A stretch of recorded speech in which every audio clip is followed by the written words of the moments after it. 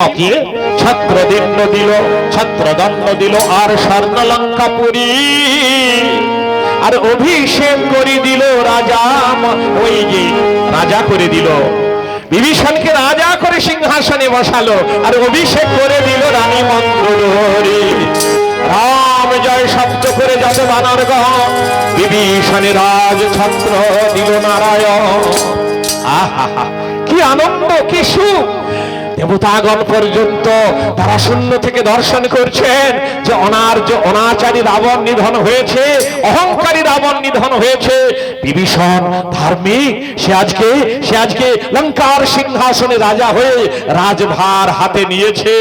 এইবার সোনার সংসার হবে, রাজ্যটা একেবারে ধর্মময় হবে, রাজ্যটা একেবারে রামময় হয়ে যাবে। কি আনন্দ তাদের মনে!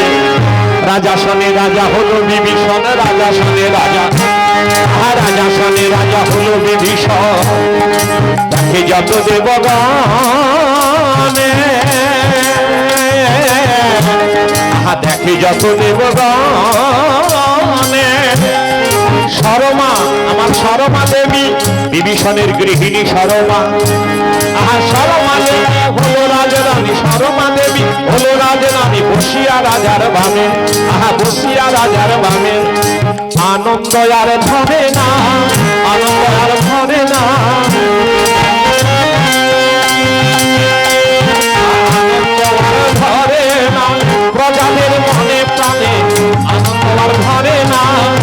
ওই যে রাজা পেয়ে বিভীষণে আনন্দ আর ধরে না। সকলের মনে আনন্দ, রাজা প্রজা সবাই আনন্দে যেন পরিপূর্ণতা লাভ করেছে, যেন স্বর্গ সুখ অনুভব করছে। এদিকে সতী মন্দোদরী, লঙ্কার পাটেশ্বরী, সেই মা মন্দোদরী, তিনি কি করছেন? সতী মন্দোদরী সে রূপনে হারি, সতী মন্দোদরী, সতী মন্দোদরী সে রূপনে হারি, অতি বিচলিত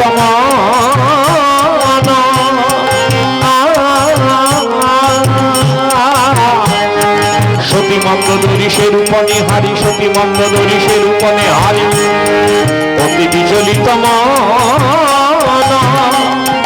অতি তরা করি করিল গমন জিতা প্রভু নারায়ণ, অতি তরা করি করিল গমন জিতা প্রভু নারায়ণ।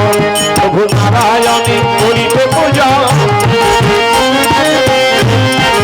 কারণ সে রাক্ষস ধরণী হলেও, রাবণের ধরণী হলেও সে নারায়ণের সেবিকা, নারায়ণের চরণে সর্বদা মনোনিবেশ করে পুজো করে। স্বামী যতই লক্ষ্মণ